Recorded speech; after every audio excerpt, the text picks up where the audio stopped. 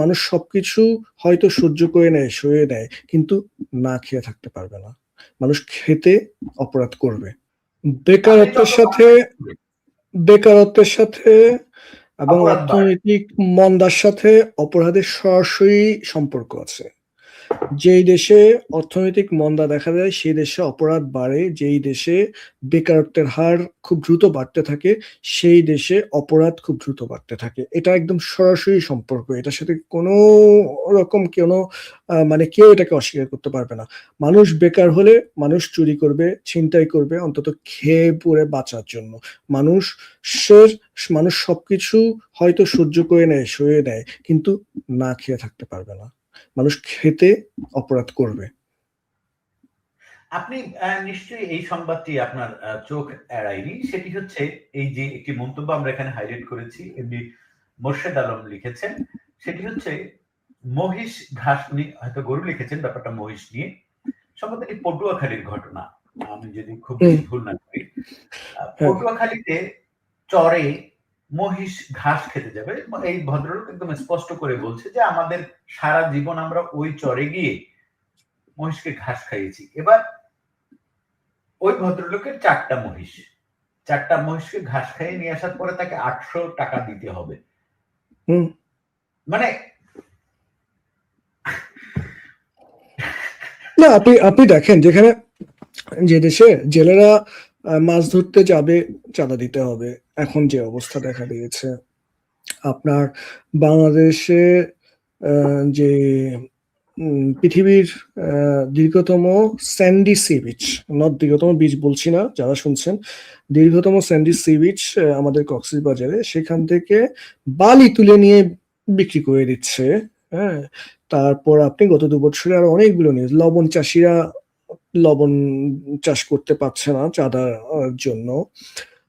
তারপর হচ্ছে আপনার মানে এমন কোন সেক্টর নাই, হ্যাঁ, এবং মানে আপনার সিএনজি ড্রাইভাররা বলছে তাদের সিএনজি স্ট্যান্ডে কি পরিমাণ চাঁদা দিতে হয়, রিক্সার ড্রাইভাররা চাঁদা দিচ্ছে।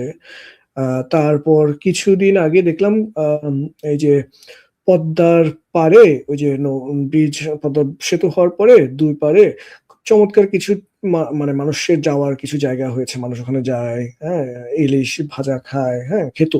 এখন তো ইলিশের নামও মানে গন্ধ পায় না।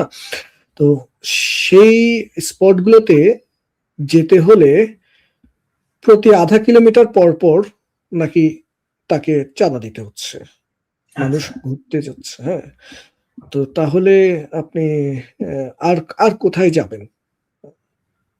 মানে এটা বাংলাদেশ সরকারের, এখন তারেক রহমানের সরকারের উচিত বলে দেয়া যে ভাই, তুমি যদি দিনে 100 টাকা আয় করো, অর্ধেক মানে প্রতিটা এলাকার মোড়ে মোড়ে একটা বক্স থাকবে, ওখানে দিয়ে দাও।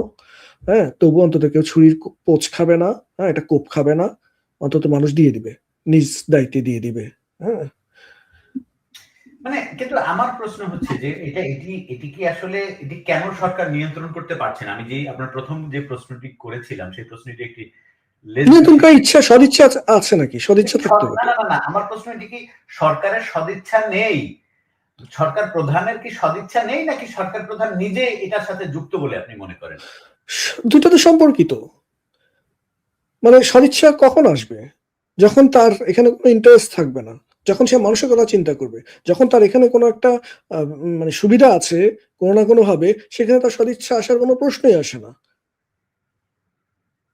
কিন্তু একই ঘটনার পুনরাবৃত্তি কেন করছে? মানে এই ঘটনা ঘটিয়ে তো মানে এই একই ঘটনা ঘটিয়ে তো তারেক রহমান সরকার বা বিএনপি সরকার তো 17 বছর তাদের ডাকে একটা মাছিও আসেনি।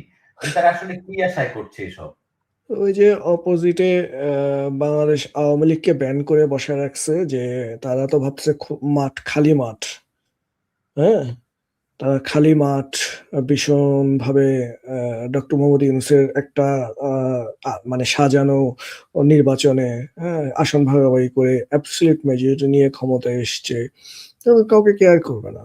আপনার যদি একটা কম্পিটিটিভ ইলেকশনে মাধ্যমে ক্ষমতায় আসতো, দেশে যদি একটা শক্ত বিরোধী দল হিসেবে হইলেও কেউ থাকতো, বাংলাদেশ আওয়ামী লীগের মতো দল, হ্যাঁ? তো তাহলে এতটা এগুলো করার সাহস পেত? সাহস পেত না। এখন তো করবে। হ্যাঁ? খুব স্বাভাবিক ব্যাপার।